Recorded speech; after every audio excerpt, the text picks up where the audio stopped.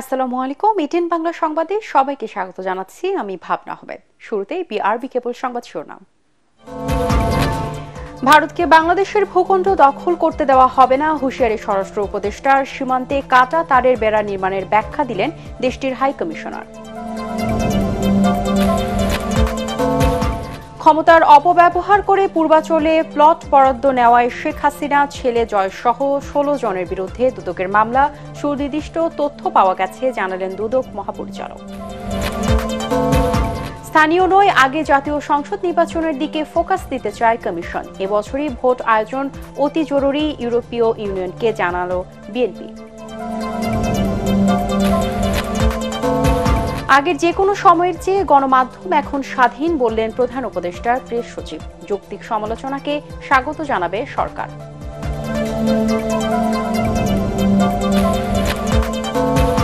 এবং পরিবেশ নেই দাবি করে ব্যবসা গুটিয়ে নিতে গভর্নরের কাছে নীতি সহায়তা চাইলেন ব্যবসায়ী নেতারা। খেলাপি ঋণের নতুন নিয়মে অনেক প্রতিষ্ঠান বন্ধের আশঙ্কা। শুনছিলেন বিআরবি কেবল সংবাদ শিরোনাম। কোনো অবস্থাতেই ভারতকে বাংলাদেশের ভূখণ্ড দখল করতে দেওয়া হবে না, এমন হুঁশিয়ারি দিয়ে স্বরাষ্ট্র উপদেষ্টা জানিয়েছেন। যেখানেই বিএসএফ এর অপতৎপরতা, সেখানেই প্রতিরোধ করে তোলা হচ্ছে। এজন্য শক্তি বাড়ানো হচ্ছে সীমান্তে। তিনি জানান, আওয়ামী লীগ সরকার ভারতকে সীমান্তে অসম সুবিধা দিয়ে চুক্তি করেছে, যার সুযোগ নিচ্ছে দেশটি। সমস্যা সমাধানে আগামী মাসে বিএসএফ মহাপরিচালকের সঙ্গে বৈঠক করবেন বিজিবি প্রধান। রিপোর্ট মাহবুব কবির চপলের।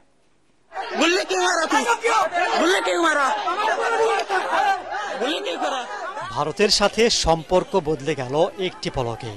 শেখ হাসিনার পতনে আচরণ পাল্টে গেছে দেশটির। প্রতিবেশী হয়ে উঠেছে প্রতিদ্বন্দ্বী। আন্তর্জাতিক নিয়ম অনুযায়ী দুদেশের 0 পয়েন্টের 150 গজ অর্থাৎ 300 হাতের মধ্যে কোনো ধরনের বেড়া কিংবা উন্নয়নমূলক কাজ করা যাবে না। কিন্তু তা মানছে না ভারত। প্রশ্ন হচ্ছে, আওয়ামী লীগের সময় দেশটি এমনটা না করলেও এখন কেন করছে? স্বরাষ্ট্র উপদেষ্টা জানান, এতদিন শেখ হাসিনা ভারতকে অসম সুবিধা দিয়ে আসছিল। বিগত সরকারের আমলে 2010 সাল থেকে 2023 সালের ভিতরে এরা কতগুলি অসম ইন রাইটেন তারা লিখিত দিয়ে গেছে, এই জায়গায় এটা করতে পারবা, এই জায়গায় এটা করতে পারবা, বাট যেগুলি তাদের দেওয়াটা উচিত হয় নাই। এর ভিতরে একটা বড় সমস্যা দেখা দিচ্ছে হলো আপনাদের 3 বিঘা করিডোরের ওখানে। যে 3 বিঘা করিডোরটা জানেন আপনারা, ওইটা ওই 74 সালে কিন্তু যে বেরুবাড়ি চুক্তি হয়েছিল, ওই বেরুবাড়ির চুক্তির সময় কিন্তু আমরা কিন্তু বেরুবাড়ি দিয়ে দিছি, আমাদের পার্লামেন্ট এটা রেটিফাই করছে। আর ইন্ডিয়ান আমাদের এই প্যাসেজটা দেওয়ার কথা ছিল, আমরা দিয়ে দিছি, কিন্তু ওরা পার্লামেন্টও রেটিফাই করে নাই, এই জায়গাটা আমাদের দেয়ও নাই।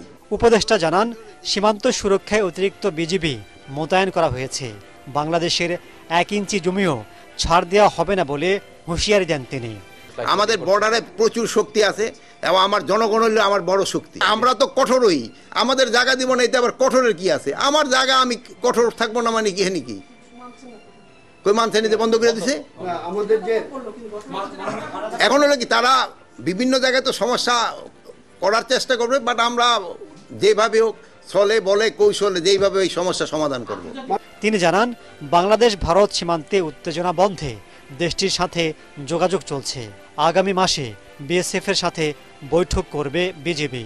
তার সাথে আমাদের লেভেলে সব যোগাযোগ হচ্ছে। ওই যে ফেব্রুয়ারি মাসে যাচ্ছে, এবং আমি ওই অলরেডি আমরা ইসে বলছি যে আমরা অলরেডি একটা চিঠি দিব যে ওইগুলি আমার যেগুলি অসম চুক্তি হয়েছে ওইগুলি যেন বাদ দেওয়া যায়।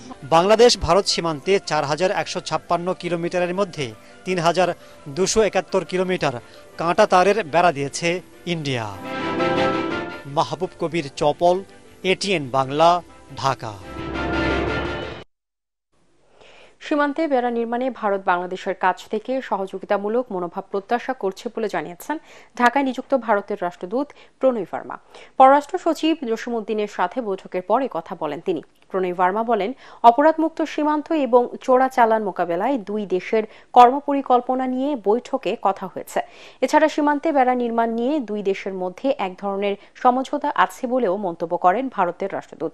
সম্প্রতি ভারত আন্তর্জাতিক আইন অমান্য করে চাঁপাইনবাবগঞ্জ ও নওগাঁ জেলার নোম্যান্স ল্যান্ড সংলগ্ন এলাকায় কাঁটাতারের বেড়া নির্মাণের চেষ্টার প্রতিবাদ জানিয়ে বাংলাদেশের পররাষ্ট্র মন্ত্রণালয় প্রতিবেশী দেশের রাষ্ট্রদূতকে তলব করে। We have an understanding with regard to fencing the border for security.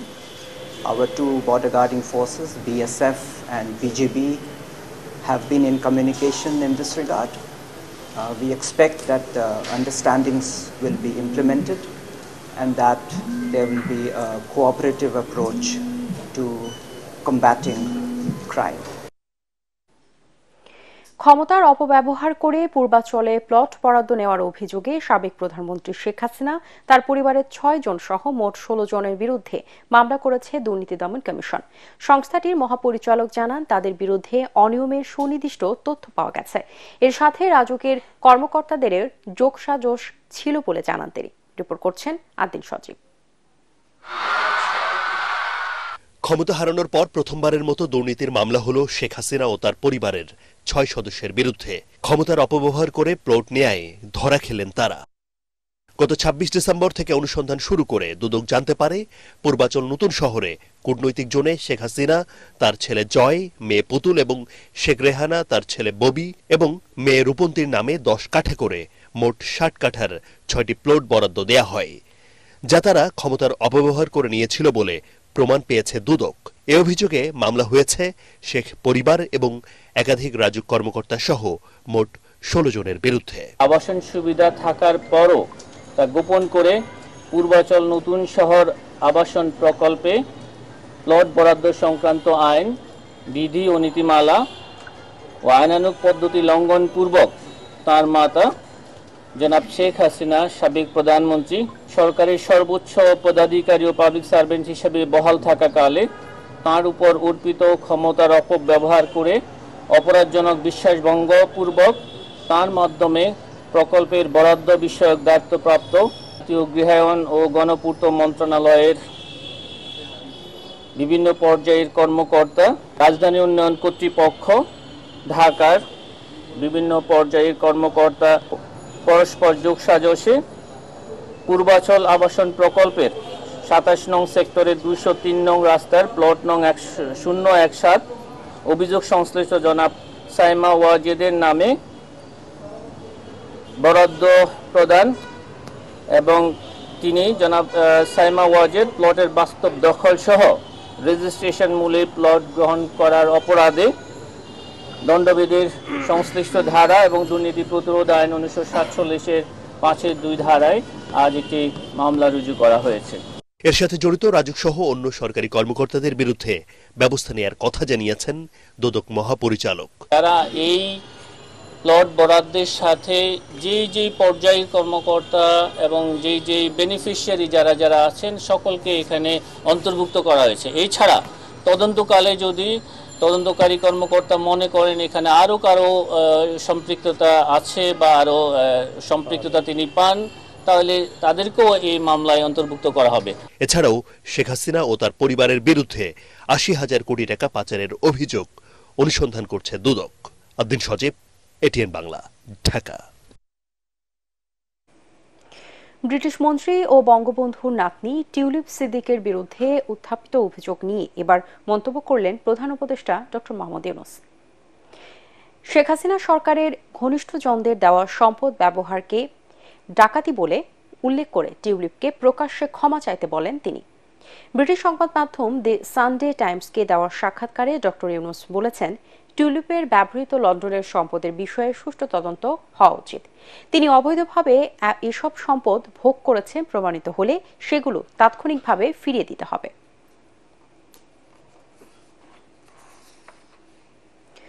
স্থানীয় নয়, আগে সংসদ নির্বাচন আয়োজনের দিকেই ফোকাস দিতে চায় নির্বাচন কমিশন। তবে সরকার চাইলে সংসদ নির্বাচনের প্রস্তুতি দিয়ে যে কোনো সময় স্থানীয় নির্বাচনও করতে পারবে ইসি। নির্বাচন কমিশনের বৈঠক শেষে এসব কথা জানান কমিশনার আবুল ফজল মোহাম্মদ সানাউল্লাহ।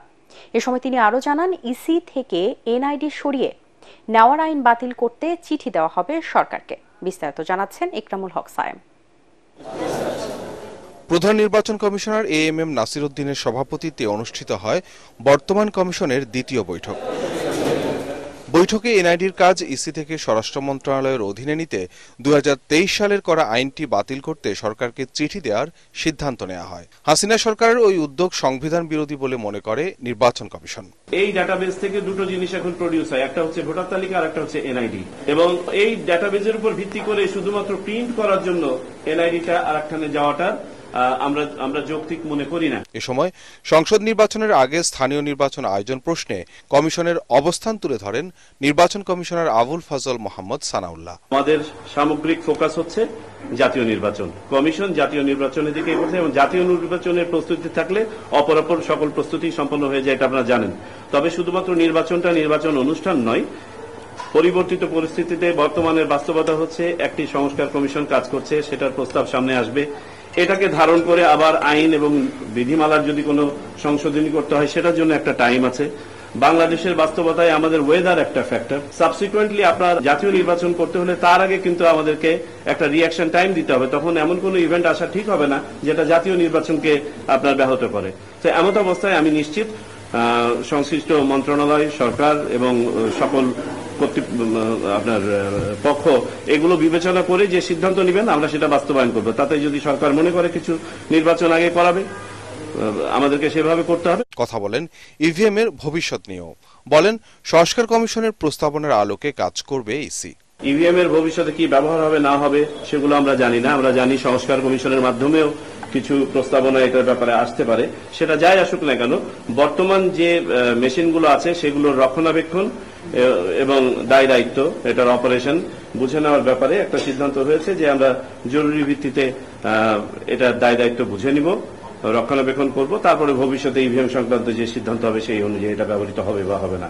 তিনি জানান 20 জানুয়ারি থেকে শুরু হচ্ছে সারা দেশে বাড়ি বাড়ি গিয়ে ভোটার তালিকা হালনাগাদের কাজ। ইকরামুল হক সায়েম, এটিএন বাংলা, ঢাকা। এ বছরের মধ্যে জাতীয় নির্বাচন অনুষ্ঠান অতি জরুরি বলে মনে করে বিএনপি। ইউরোপীয় ইউনিয়নের রাষ্ট্রদূত মাইকেল মিলারের সাথে বিএনপি মহাসচিব মির্জা ফখরুল ইসলাম আলমগীরের বৈঠক শেষে দলের স্থায়ী কমিটির সদস্য আমির খসরু মাহমুদ চৌধুরী দলের এই অবস্থানের কথা জানান। তিনি বলেন, দেশ ও বিদেশের সবাই বুঝতে পেরেছে নির্বাচন ছাড়া গণতান্ত্রিক প্রক্রিয়ায় ফেরার কোনো সুযোগ নেই। অতি প্রয়োজনীয় খাতের সংস্কার দ্রুত শেষ করার পক্ষেও মত দেন বিএনপি। মইনুল আহসানের রিপোর্ট।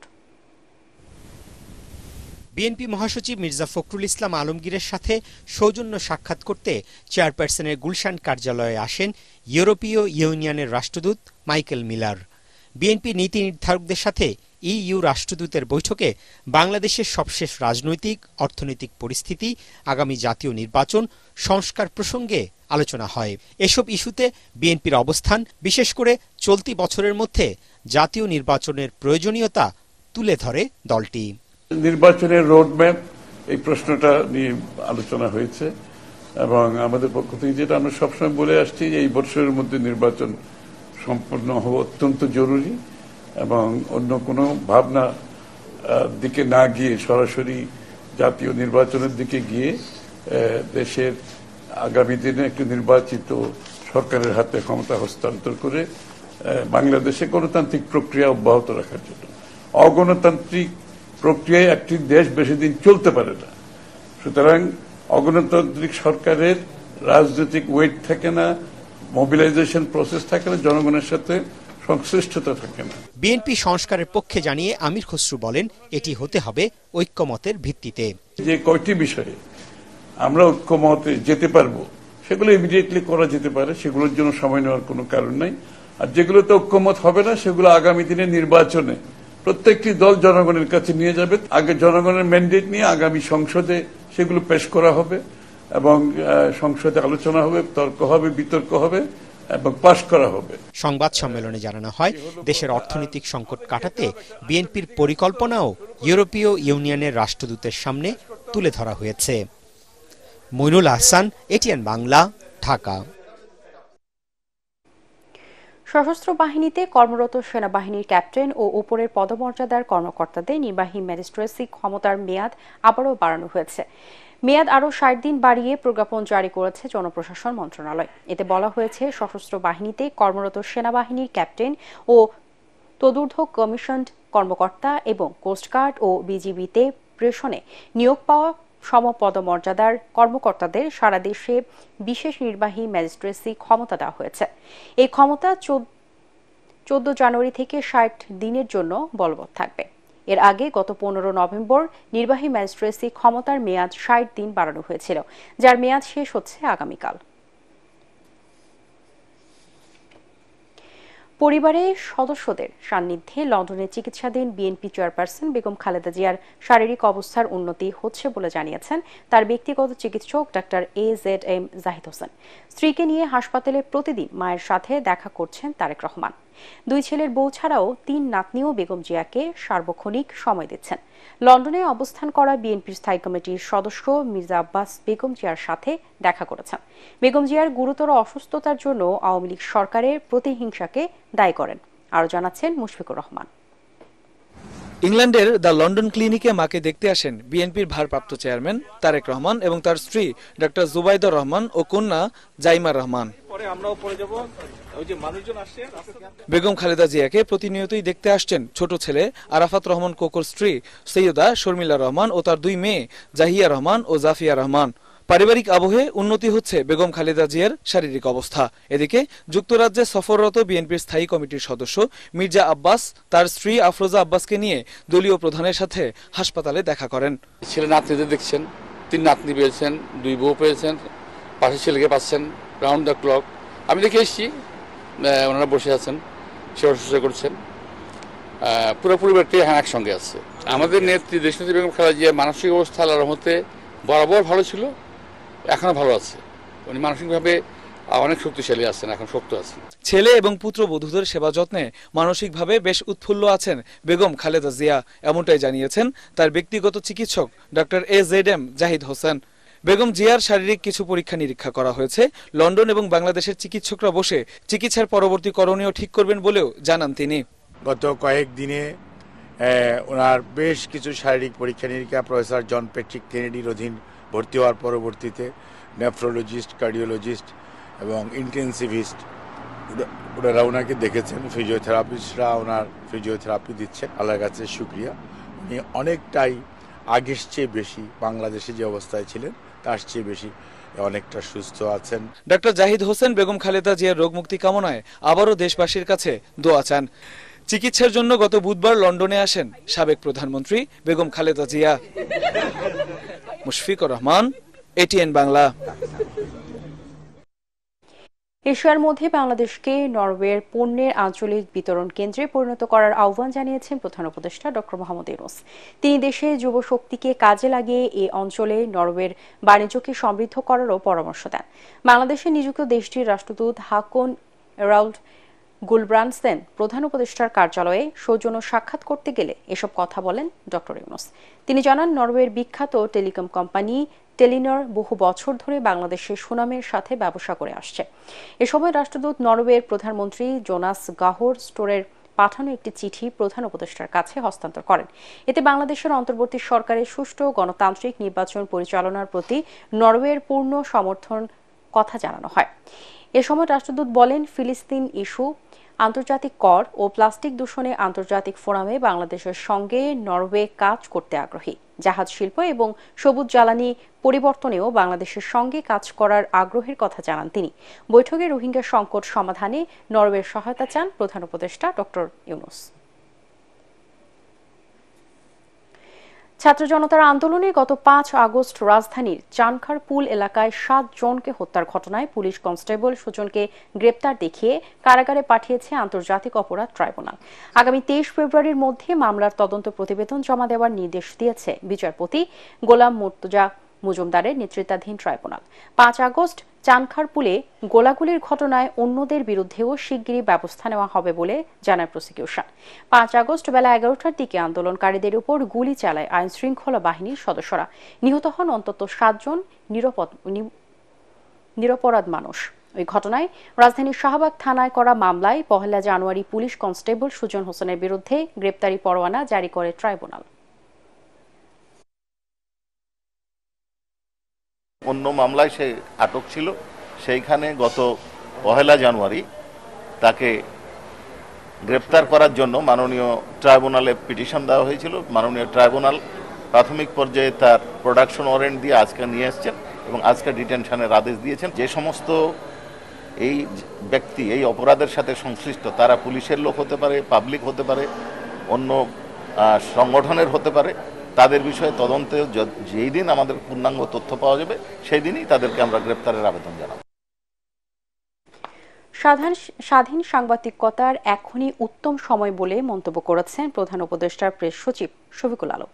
তিনি বলেন, আগের যে কোনো সময়ের চেয়ে গণমাধ্যম এখন অনেক স্বাধীন। বেসরকারি সংস্থা অক্সফাম আয়োজিত ডেভেলপমেন্ট মিডিয়া ফোরামের উদ্বোধনী অনুষ্ঠানে তিনি আরও বলেন, সরকারি বেসরকারি সব প্রকল্পে প্রকৃতি ক্ষতি করে উন্নয়ন হচ্ছে। নদী দূষণ ও শহরকে বসবাসের অনুপযোগী করে কাজের ক্ষেত্র তৈরি করাই ছিল বিগত সময়ের উন্নয়নের গল্প। এখন কেউ চাইলে প্রধান উপদেষ্টা বা উপদেষ্টাদের সমালোচনা করতে পারেন। সংবাদ মাধ্যম এবং উন্নয়ন পেশাজীবীদের এক ছাতার নিচে আনার লক্ষ্যে প্রথমবারের মতো ফোরামটি গঠন করা হলো।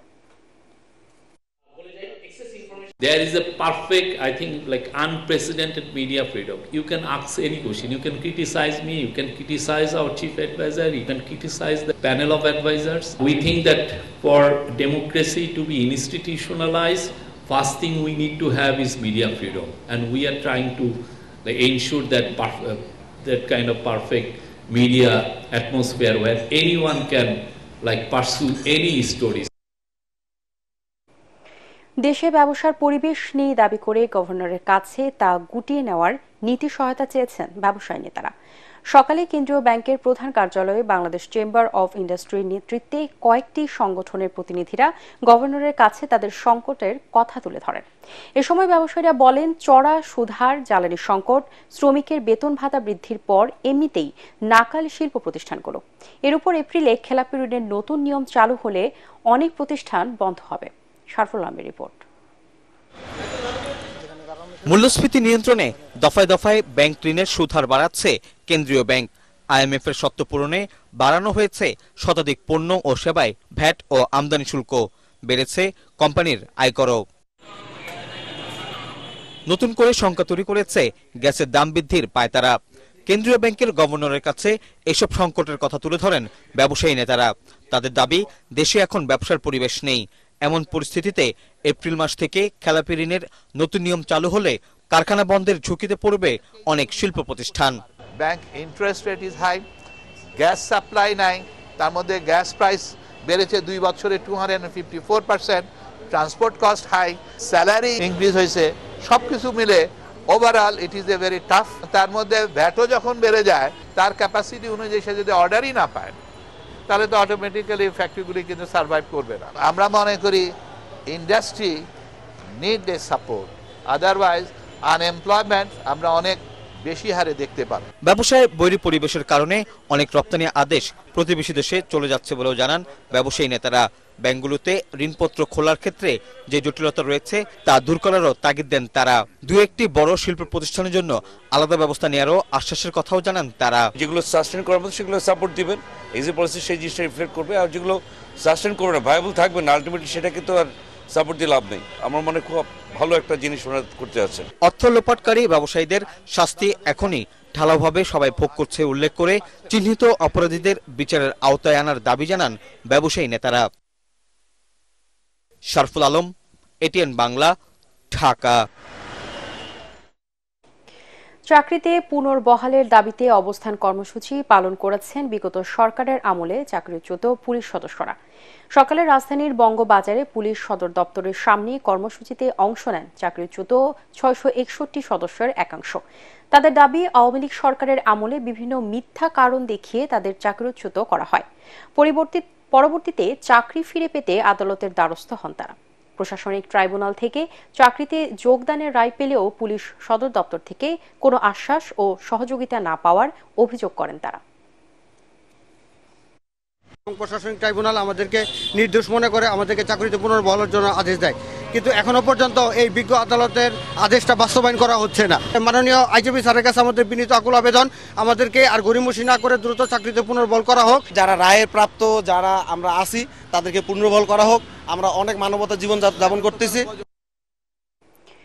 রাজধানীর ধানমন্ডির সীমান্ত সম্ভার শপিং মলের একটি স্বর্ণের দোকান থেকে মাত্র ৮ মিনিটে প্রায় ১৫৯ ভরি স্বর্ণ চুরির ঘটনায় ৩ জনকে আটক করেছে পুলিশ। উদ্ধার করা হয়েছে চুরি যাওয়া ৫০ ভরি স্বর্ণ।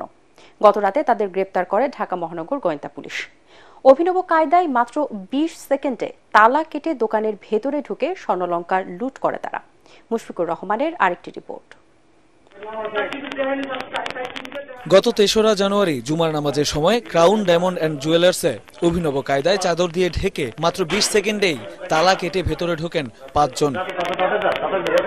কয়েক মিনিটের মধ্যে প্রায় ১৫৯ ভরি স্বর্ণ লুট করে উধাও হয় চোরচক্র। সিসি ক্যামেরার ফুটেজ নিয়ে ৩ জনকে গ্রেফতার করে গোয়েন্দা পুলিশ। উদ্ধার করা হয় লুট হওয়া কিছু স্বর্ণালংকার। কুমিল্লা জেলার একটি জুয়েলারির দোকান হতে ২৮ ভরি ১৪ আনা চুরি যাওয়া স্বর্ণালংকার এবং ২১ ভরি ১০ আনা চুরি যাওয়া স্বর্ণালংকারের গলিত স্বর্ণ উদ্ধার করা হয়। এ পর্যন্ত ৫০ ভরি ৮ আনা স্বর্ণ উদ্ধার করা হয়েছে। শনিবার রাতে অভিযান চালিয়ে তাদের গ্রেফতার করে ঢাকা মহানগর গোয়েন্দা পুলিশ। গ্রেফতারকৃত আসামিরা আগে থেকেই এমন চুরির সাথে জড়িত বলে তথ্য পেয়েছে গোয়েন্দা দল। সঙ্গে এমন ছিনতাই চুরি কমাতে নিজেদের তৎপরতা বাড়ানোর কথাও জানিয়েছে পুলিশ।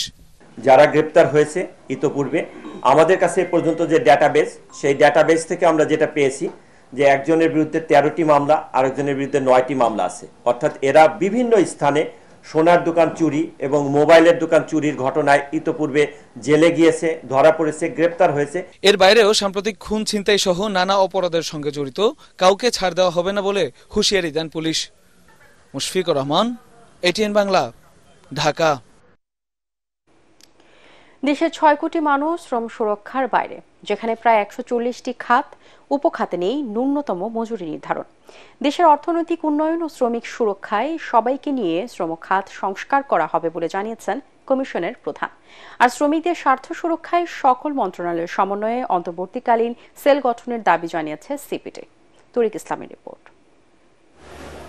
দেশে প্রতিনিয়ত কমছে নারী শ্রমিকের হার, নেই শ্রমিকদের ন্যূনতম মজুরি, নেই সামাজিক ও আইনি সুরক্ষাও। এমন বাস্তবতায় শ্রমিকদের জীবনমান, কর্মপরিবেশ ও অধিকার সংক্রান্ত সংস্কার উদ্যোগ নিয়ে অন্তর্বর্তীকালীন সরকারের জন্য প্রস্তাবনা তুলে ধরতে এই আয়োজন সেন্টার ফর পলিসি ডায়ালগ সিপিডির। এ সময় শ্রমিকদের স্বার্থ সুরক্ষা ও নিরাপদ কর্মপরিবেশ নিশ্চিতের আহ্বান জানান বিভিন্ন শ্রম সংগঠন থেকে অংশ নেয়া আলোচকরা। সংবিধান আমাদেরকে সংগঠন করার, মত প্রকাশের স্বাধীনতা, দর কষাকষি করার অধিকার দিলেও আমরা এমন সব আইনের জালে জর্জরিত এবং আটকা পড়ে আছি যে সেই আইনগুলোকে আসলে পরিবর্তন করা দরকার। গ্লোবাল যে স্ট্যান্ডার্ড আছে সেই স্ট্যান্ডার্ডের সাথে কিন্তু সমতা রেখে যেন রিফর্মগুলোর রিফর্মের রেকমেন্ডেশনস গুলো আসে। এই যে যৌথ দর কষাকষি এবং এই যে ডায়ালগের জায়গাটা, এই জায়গাটাতে আমাদের হয়তো খানিকটা ঘাটতি আছে। অনুষ্ঠানে শ্রম সংস্কার কমিশনের প্রধান জানান ৮৫% শ্রমিকের স্বার্থ সুরক্ষায় কাজ করছে কমিশন। ৬ কোটি মানুষের কোনো আইনি সুরক্ষা নেই, মনে রাখতে হবে। আইনটা আমরা যত আলোচনা করতেছি সব হচ্ছে ওই ১৫ ভাগের মধ্যে আবার ১০ ভাগের নাই, ৫ ভাগের। আউটসোর্সিং কর্মচারীদের নেই, হ্যাঁ, আপনার জুনিয়র অফিসারদের নেই। তো এরকম অনেক বাদ দিলে তাহলে যখন আমরা ৮৫ ভাগের কোনো আইনি সুরক্ষা নাই, কোনো মজুরির মানদণ্ড নাই, সে কার কাছে কত টাকা চেতে পারে, তার কোনো সামাজিক নিরাপত্তা কর্মসূচিতে অংশগ্রহণ নাই।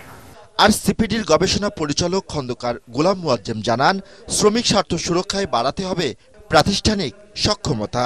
যারা কর্পোরেট সেক্টরে রয়েছেন তারা হয়তো যথেষ্ট প্রস্তুত রয়েছেন, কিন্তু ইনফরমালি সেক্টরে যারা রয়েছেন তারা হয়তো এখনই প্রস্তুত না পুরোপুরি সেগুলো করার। সুতরাং ধাপে ধাপে একটি কার্যক্রম নিতে হবে সাপ্লাই চেইন ভিত্তিক, মন্ত্রণালয় ভিত্তিক, যাতে ধাপে ধাপে বড় ছোট মাঝারি যারা রয়েছেন, গ্রুপ অফ কোম্পানি যারা রয়েছেন, দেশি বা বিদেশি কোম্পানি যারা রয়েছেন, দেশে কাজ করছেন, তারা যাতে ধীরে ধীরে এগুলো বাস্তবায়নের ব্যাপারে অনুবর্তী হন।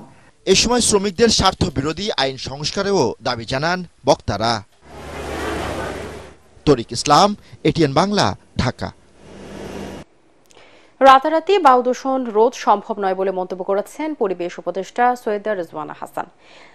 জানান পরিস্থিতির উন্নতির জন্য মন্ত্রণালয় অধিদপ্তর নগর কর্তৃপক্ষকে একযোগে কাজ করতে হবে। ঢাকা বিশ্ববিদ্যালয়ে মার্কিন দূতাবাস আয়োজিত বায়ু দূষণ বিষয়ক এক আলোচনা সভায় তিনি বলেন, বর্তমান সরকার পরিবেশের ভারসাম্য রক্ষাকে গুরুত্ব দিয়ে কাজ করছে। সংশ্লিষ্ট সবার মধ্যে সমন্বয় এবং জনসাধারণকে পরিবেশ বিষয়ে সচেতন করার চেষ্টা চলছে বলেও জানান Rezwana Hasan.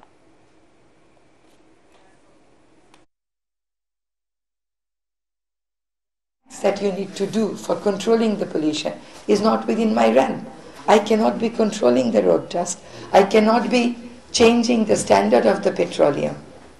It has to be done by other ministries. We have come to an understanding.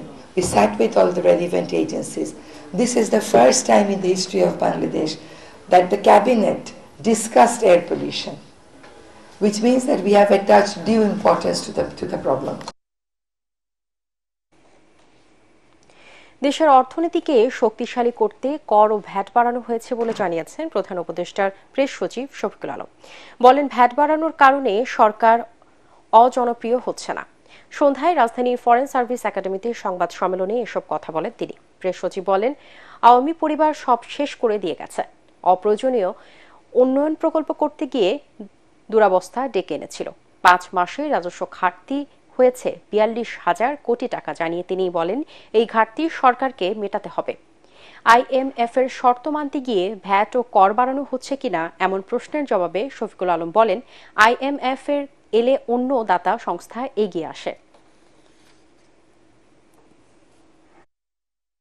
Macro economic stability বাড়ানোর জন্য আমাদের ট্যাক্স রেভিনিউ রেশিওটা, ট্যাক্স জিডিপি রেশিওটা বাড়াতে হবে। এটা এমন জায়গায় চলে গেছে সেটা আর সাস্টেনেবল না। সেটা আসলে সত্যিকার অর্থে এই জায়গাটা সব, এটা যে কোনো যিনি ম্যাক্রো ইকোনমি খুব ভালো বুঝেন ইনি এই বলবে যে না তোমাদের ট্যাক্সের জায়গাটা। আপনি দেখেন না 5 মাসে রেভিনিউ শর্টফল হয়েছে 42,000 কোটি টাকা। এবারে আল আরাফা ইসলামী ব্যাংক অর্থ সংবাদ।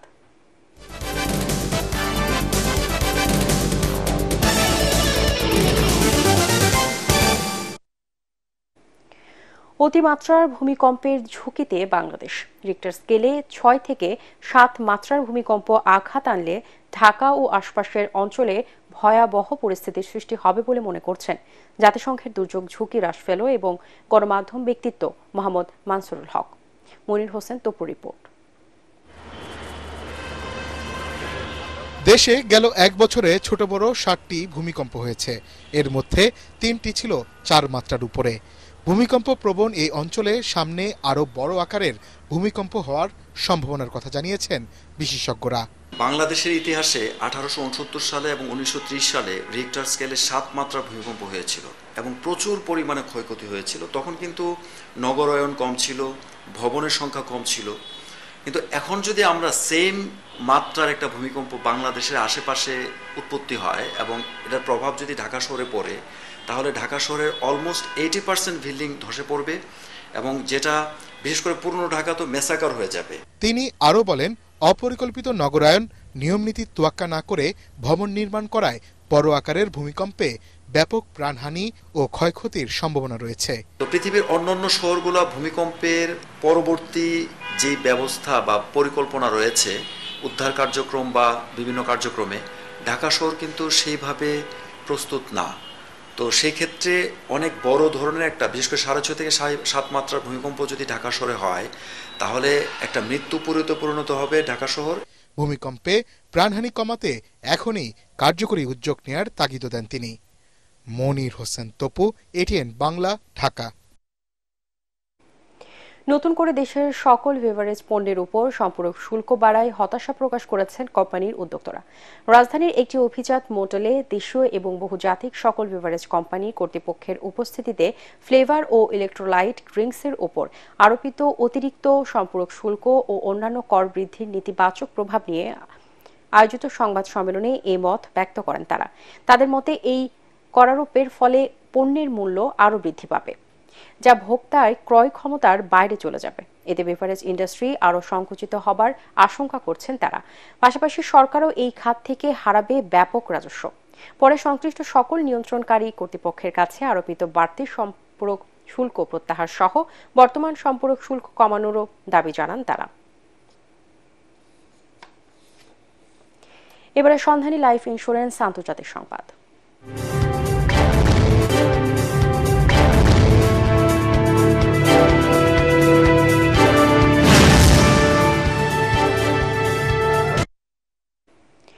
যুক্তরাষ্ট্রের ক্যালিফোর্নিয়ায় ভয়াবহ দাবানল আরও বিস্তীর্ণ এলাকায় ছড়িয়ে পড়েছে। 5 দিন ধরে চলমান এই আগুনে এখন পর্যন্ত অন্তত 16 জনের মৃত্যু হয়েছে। দাবানল নিয়ন্ত্রণে আনতে ফায়ার সার্ভিস ও স্থানীয় প্রশাসন প্রাণপণ চেষ্টা চালালেও পরিস্থিতি আরও জটিল হয়ে উঠছে। জারি করা হয়েছে রেড অ্যালার্ট। আরও জানাচ্ছেন জাহিদুল আলম। দিক পরিবর্তন করে নতুন নতুন এলাকায় ছড়িয়ে পড়ছে ক্যালিফোর্নিয়ার লস অ্যাঞ্জেলস কাউন্টির দাবানল। আগুনের তীব্রতা কমাতে ফায়ার সার্ভিস কর্মীরা আকাশ থেকে পানি ও রাসায়নিক ছিটাচ্ছে। এতে লাভ তো হচ্ছেই না, বরং তীব্র বাতাসের কারণে আরো নতুন নতুন এলাকা গ্রাস করছে ভয়াবহ এই অগ্নিস্রোত। পরিস্থিতি নিয়ন্ত্রণে সরকার প্রতিবেশী 7টি অঙ্গরাজ্যের সাথে সহযোগিতা করছে কানাডা। রোববার যোগ দেয় মেক্সিকোর ফায়ার ফাইটাররাও। এর আগে শনিবার বাতাস কমে কিছুটা নিয়ন্ত্রণে এসেছিল ভয়ঙ্কর এই আগুন। পরে প্রেস ব্রিফিংয়ে ইমার্জেন্সি ইউনিট মুখপাত্র জানান, সোম বা মঙ্গলবার থেকে আবারও বাড়তে পারে প্রশান্ত মহাসাগরীয় অঞ্চল থেকে ধেয়ে আসা বাতাস, যার ফলে আরও ফুলে ফেপে উঠতে পারে আগুনের ব্যাপ্তি। এরই মধ্যে নতুন বেশ কয়েকটি এলাকায় রেড অ্যালার্ট জারি করে বাসিন্দাদের নিরাপদ স্থানে সরে যাওয়ার নির্দেশ দিয়েছে স্থানীয় প্রশাসন। সরিয়ে নেওয়া হতে পারে আরো 1.5 লাখ মানুষকে। Elevated critical fire weather conditions are predicted to begin this evening and continue through Wednesday. Moderate to locally strong Santa Ana winds will affect Los Angeles County today and tomorrow, and again Monday through Wednesday. এদিকে দাবানলের কারণে গত 5 দিনে শুধুমাত্র মার্কিন বিমা খাতেই ক্ষতি $150 billion. আশঙ্কা করা হচ্ছে ক্ষয়ক্ষতির দিক থেকে মার্কিন ইতিহাসের সবচেয়ে ভয়াবহ হতে পারে এবারের এই দাবানল। অনেকটাই নিয়ন্ত্রণের বাইরে যুক্তরাষ্ট্রের দাবানল। জলবায়ু পরিবর্তনের প্রভাবকেই এই পরিস্থিতির জন্য দায়ী করছেন পরিবেশবিদরা। একই সাথে বলছেন, এই ধরনের পরিবেশগত চ্যালেঞ্জ মোকাবেলায় প্রয়োজন দীর্ঘমেয়াদী সমন্বিত উদ্যোগ। জাহিদুল আলম, এটিএন বাংলা। এবারে জানিয়ে দিব পার্টেক্স খেলার খবর।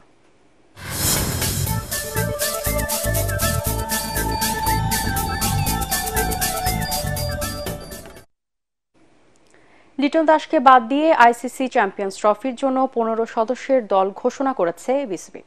সবশেষ ওয়েস্ট ইন্ডিজের বিপক্ষে সিরিজে থাকা শরীফুল ইসলাম, হাসান মাহমুদ এবং আফিফ হোসেনকেও রাখা হয়নি স্কোয়াডে।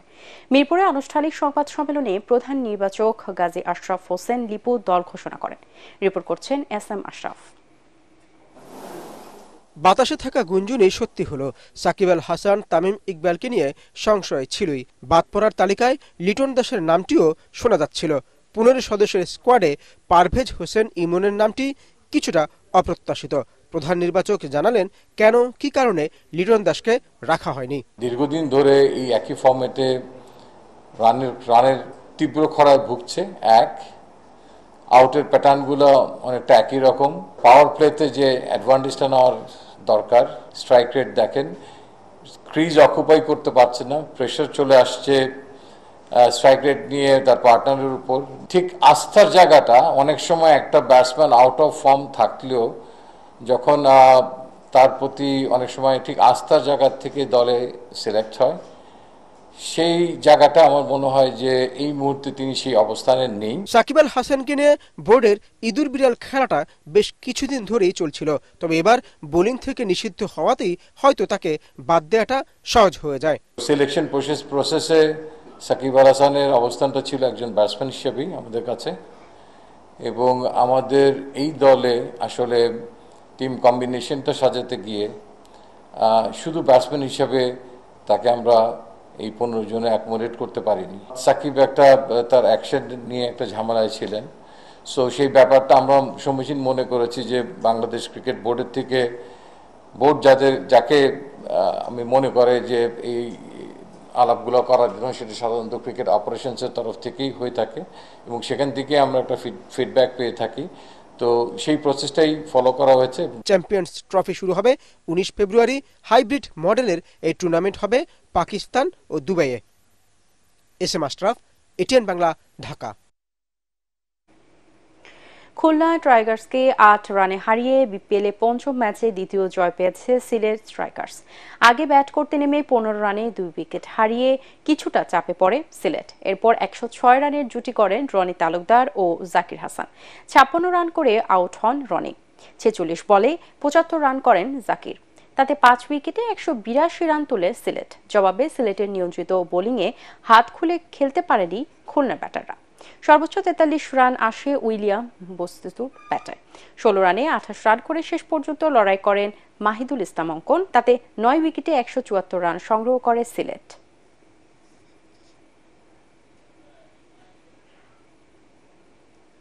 শেষ করার আগে বিআরবি কেবল সংবাদ শিরোনামগুলো জানিয়ে দিব আরো একবার। ভারতকে বাংলাদেশের ভূখণ্ড দখল করতে দেওয়া হবে না, হুঁশিয়ারি স্বরাষ্ট্র উপদেষ্টা। সীমান্তে কাটা তারের বেড়া নির্মাণের ব্যাখ্যা দিলেন দেশটির হাইকমিশনার। ক্ষমতার অপব্যবহার করে পূর্বাঞ্চলে প্লট বরাদ্দ নেওয়ায় শেখ হাসিনা ছেলে জয়সহ 16 জনের বিরুদ্ধে দুদকের মামলা। সুনির্দিষ্ট তথ্য পাওয়া গেছে জানালেন দুদক মহাপরিচালক। স্থানীয় নয়, আগে জাতীয় সংসদ নির্বাচনের দিকে ফোকাস দিতে চায় কমিশন। এই বছরই ভোট আয়োজন অতি জরুরি, ইউরোপীয় ইউনিয়নকে জানান বিএনপি। আগের যে কোনো সময়ের চেয়ে গণমাধ্যম এখন স্বাধীন বললেন প্রধান উপদেষ্টা প্রেস সচিব। যৌক্তিক সমালোচনাকে স্বাগত জানাবে সরকার।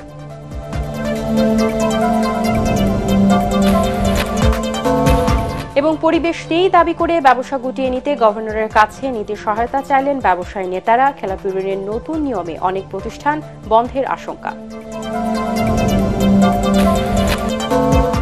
পরবর্তী সংবাদ দেখার আমন্ত্রণ জানিয়ে এখনকার মতো শেষ করছি। এটিএন বাংলার সংবাদ ইউটিউবে দেখতে ব্রাউজ করুন youtube/এটিএন বাংলা নিউজ। ধন্যবাদ সবাইকে।